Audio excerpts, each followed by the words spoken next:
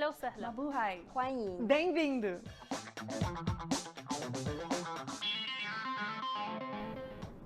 Welcome to Accent, the first international show produced at the University of Kansas. I'm Grace Gom. And I'm Teemu Lähde. The holy month of Ramadan begins for over a billion Muslims around the world.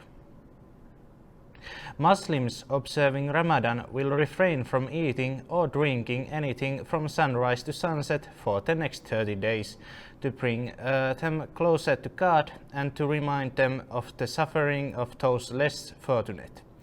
Fasting is one of the 5 pillars of Islam and is required for all Muslims, though exceptions are made for young children, the sick and pregnant women. At the end of the fasting period, Muslims celebrate Eid al-Fitr, a 3-day holiday with feasts and gifts. French President Emmanuel Macron's decision to raise the retirement age from 62 to 64 years old has caused massive protests across France. Trade unions opposed to the pension change have encouraged people who work in schools, factories, refineries, and other workplaces to strike in an effort to force Macron to abandon his plan. Foul-smelling trash piles up in Paris as garbage collectors have been on strike for a second week. Macron argues reform is needed to make the French economy more competitive and to keep the pension system from diving into deficit. Do you know that KU has a multicultural sorority that aims to bring inclusivity to campus? Reporter Grace Johnson has more details on KU's KDCHI. What sets Kappa Delta Chi apart from other sororities? So what sets us apart is we are a Latina-founded but not exclusive sorority. We are a multicultural sorority, so people of all different sorts of backgrounds and cultures are allowed to join our sorority. We are service-based, so we do a lot of working with the community, doing service projects that way, helping around campus. I feel like that's one of the biggest things that we do. We try to foster a multicultural space for students on campus. We are a part of Multicultural Greek Council, which is a completely separate council on campus, and we kind of foster community for students around campus to have a safe space to like kind of share their cultures, learn about different cultures or sides of different backgrounds, so you understand where everyone is coming from, because at the end of the day we all come from somewhere differently, or we all learn different things growing up. So that's kind of for us to foster that community. We really want to build that home away from home. We are academically driven, so we try to do as many like academic workshops to like really help first generation students on campus kind of know where the resources are located, know what to do when you get out of college, or if you want to pursue a graduate degree, or if you want to go to law school, or you want to go to med school, what kind of programs can help you get into that, or like what the application process looks like. If you're really into service, that's what we're here for.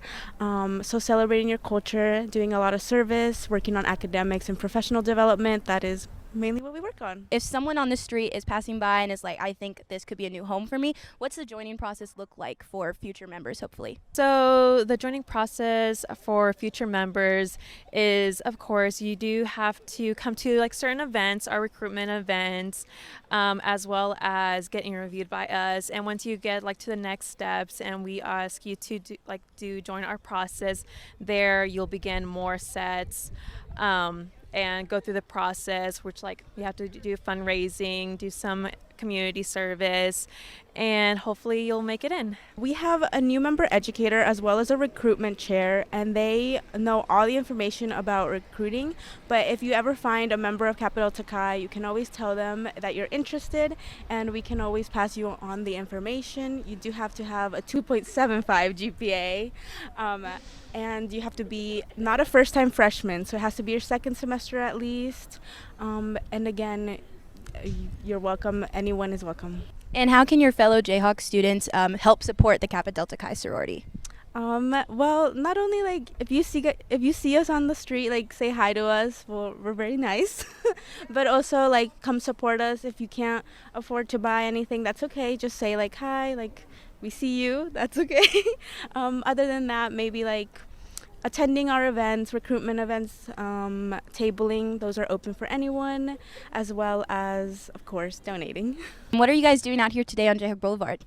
So out here today, we are currently helping our new members. They're in the process of joining Kappa Delta Chi, and they are just hosting a fundraiser just to raise funds for themselves and our philanthropy, which is the National American Cancer Society. And they are selling some tacos, some delicious agua fresca, and we also as well do other fundraisers here on Wesco Beach. We also sell elotes, churros, all just to help donate to our philanthropy and just to raise some money. And again, if you want to know more about their events, go to their Instagram page at instagram.com/KU_KDCHI. Now let's send it to Halen to see what we can expect for the upcoming days in Lawrence and what's happening around the world.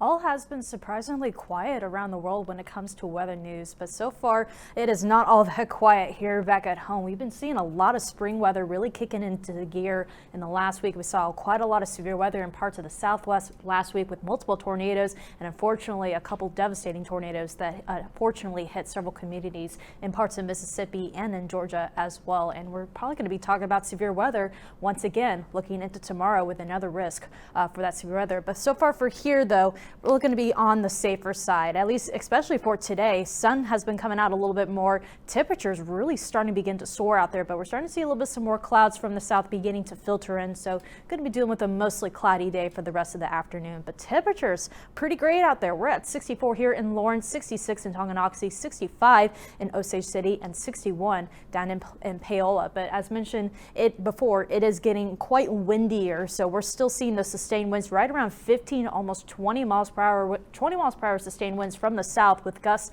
up to 35 to even getting closer to that 40 mile per hour mark. So we are under that wind advisory until tomorrow evening right at 7 o'clock. And also too, we're under that fire weather watch as well, as we're going to be watching for humidity levels to really begin to decrease sharply once we get ahead into tomorrow afternoon. So elevated fire risk all around. It's pretty windy out there, but it feels still great. But even with a lot of that wind, we're dealing with a lot of that pollen beginning to swish all around in the atmosphere. So tree pollen right now, not really on the best of levels right now. And it's probably going to get worse once we even look into tomorrow. But it is all associated with this big low pressure system that is still hanging out in parts of Idaho right now. But this is what's been really kicking up the winds. We've got a little bit of a ridge building in, so that's why temperatures are warming up. We're seeing a little bit some more humidity coming in, and plus too, seeing a little bit of those winds kicking up as well. So looking ahead into tonight, temperatures really mild for this evening, only going to be dropping into the upper 50s as our lows, which is quite above average for this time of the year, especially for lows. So don't really even need a jacket for tonight, and we'll probably see a little chance for an isolated shower once we get ahead into tomorrow morning. But tomorrow afternoon, we're going to be keeping an eye on the skies, as there is a potential we could see a few pop-up scattered showers and thunderstorms ahead of this incoming cold front for tomorrow afternoon. But we should be expecting highs within those 70s for tomorrow, but still very gusty out there with those south winds blowing at about 25 to 35 miles per hour and wind gusts up to 50 miles per hour. So you're going to want to hold on to your hats for tomorrow, but also keep the umbrella on hand just in case, because again, we are still going to be watching for that front to push in late tomorrow afternoon, and that's when we could see maybe the development of some thunderstorms right along that state line. But also too, we have seen models indicate maybe we won't see anything. So not going to rip the band-aid off just yet on that. Still could see the possibility of a pop-up shower with that cold front tomorrow. But you can clearly see the greatest risk of severe weather will remain to the east of us, especially in parts of Missouri, Iowa, Illinois, Arkansas, and even down in the Mississippi Valley area, at least in the lower Mississippi Valley, where they're going to be dealing with that level 4 moderate risk for severe weather. So definitely a lot of severe weather happening here for tomorrow. But the good news is that we should stay out of it for the most part. But again, can't rule out seeing a possible strong thunderstorm in the area. And then looking into the weekend, temperatures really going to take a dip down going into Saturday. Only going to be seeing the 50s. But then once we get into next week, we're going to be seeing a very similar pattern. Temperatures really beginning to ramp up, talking about the 70s, maybe even a low 80 in there potentially. And also going to have to add on another potential risk for severe weather going into next Tuesday. But still, the weather is looking to be phenomenal starting with the week next week. So even though we'll see a little dip in the temperatures on Saturday, going into Sunday, Monday, Tuesday, we're still in the 70s. And then maybe going into Tuesday, could get very close to those lower 80s. So I'm going to continue to stress it. Get out and enjoy the weather for the upcoming week. Thank you, Halen. After the break, the Pope's hospitalization in Rome.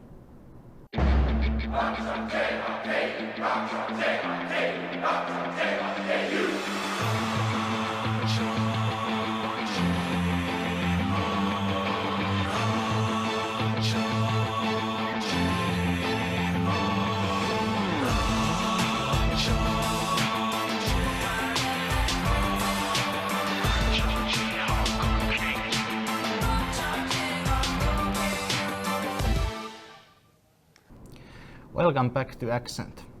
On Monday, a 28-year-old from Nashville fatally shot 3 children and 3 adults at a private Christian elementary school in Nashville, here in United States. On the same day, in Brazil, a 71-year-old teacher, Elizabeth Tenheiro, was fatally stabbed by a 13-year-old student in a classroom in Sao Paulo. The student also injured 5 other students who tried to intervene. The police have arrested the student, but the motive behind the attack is not yet clear. The incident has caused shock and grief, and the school will remain closed for the next few days. Many are calling for stricter measures to ensure school safety. Elizabeth Tenheiro was rushed to a nearby hospital but succumbed to her injuries. The other 5 injured students are receiving medical attention and their condition is stable. The incident has sparked outrage and condemnation throughout the country, and an investigation is underway. The Vatican has announced that the Pope has been hospitalized in Rome due to respiratory infection. The 86-year-old was admitted at the hospital for further medical treatment and observation. According to the Vatican, Pope Francis has been experiencing symptoms of a cold for several days, and his condition worsened on Monday. The Vatican spokesperson has stated that the hospitalization was a precautionary measure and the Pope's condition is not currently considered serious. Britain's King Charles is in Germany for his first overseas visit as monarch. CNN's Max Foster has more from Berlin.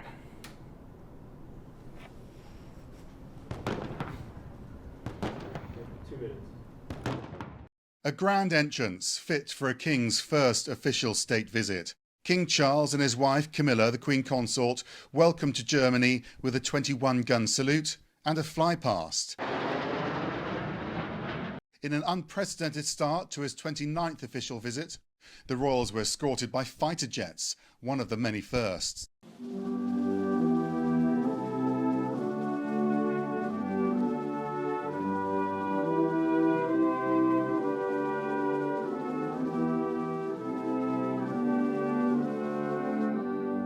Adding to the sense of history, this was the first full ceremonial welcome for a head of state here at the Brandenburg Gate since the Second World War.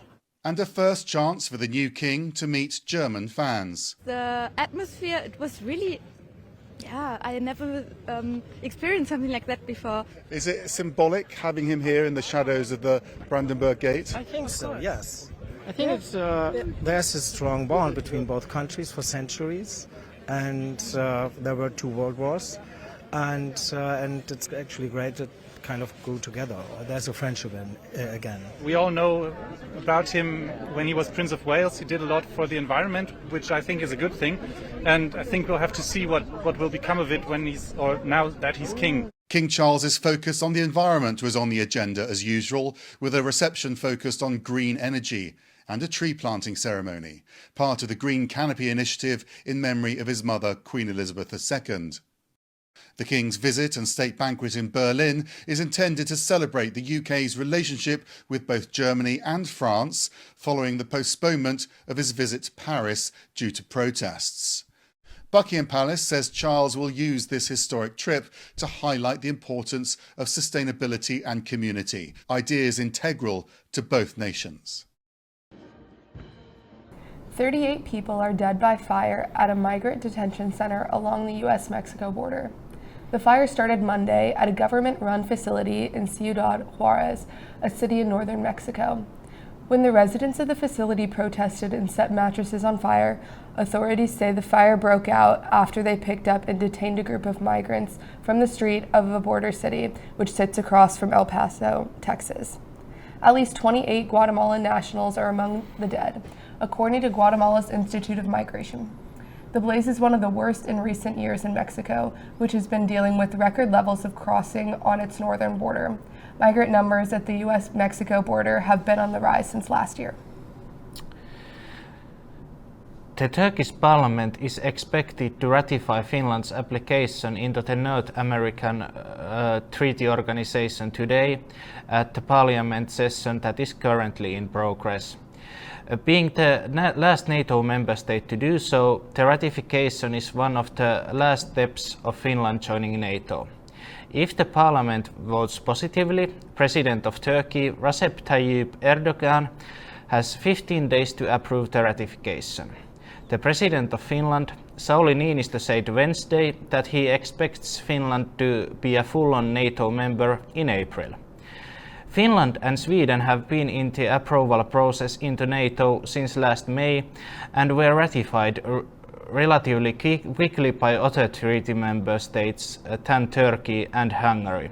The two countries have used their ability to delay the approval of Finland and Sweden into NATO, going against the will of the US and other NATO members, and continue to do so with Sweden's application, which is still stuck in the mud. After the break, find out illegal names in Switzerland and our fun facts with Kyle. Where you go to college makes a statement about you. This place will become a part of you, your identity for life.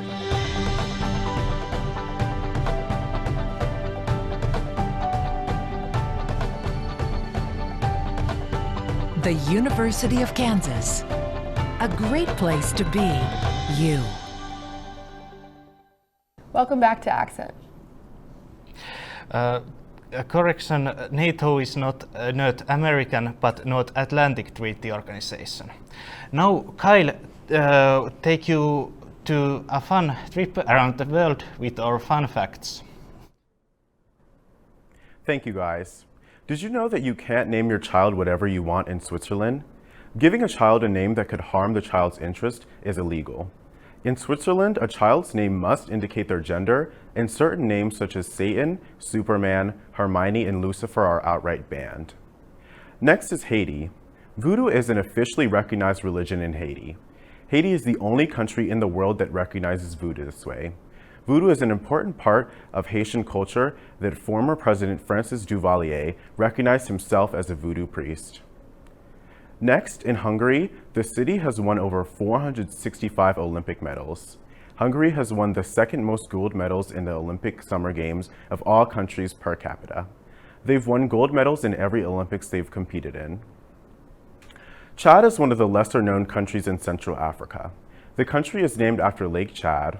It is the second largest lake in Africa and the largest wetland in Chad. Lake Chad is a freshwater lake that touches base with Nigeria, Cameroon, and Niger. It has shrunk by as much as 95% since 1963. In the country of Cambodia, Angkor Wat is the largest religious structure on Earth. The Angkor Wat covers over 400 acres. It is so large that it's more than double the size of the world's second largest religious complex, Sri Ranganath Swami, a Hindu temple in India. Next is Nepal. The world's highest peak, which is Mount Everest, is located in Nepal. Nepal also has 8 out of 10 of the world's highest mountains. Nepal has more extraordinary landscapes such as the highest lake, highest peak, deepest lake, highest valley, deepest gorge, and more. Back to you at the desk. Thank you, Kyle, for those interesting facts, and thank you for watching Accent. We are going to be back in 2 weeks. See you then. Paalam. Assalamu. Ciao. 再见。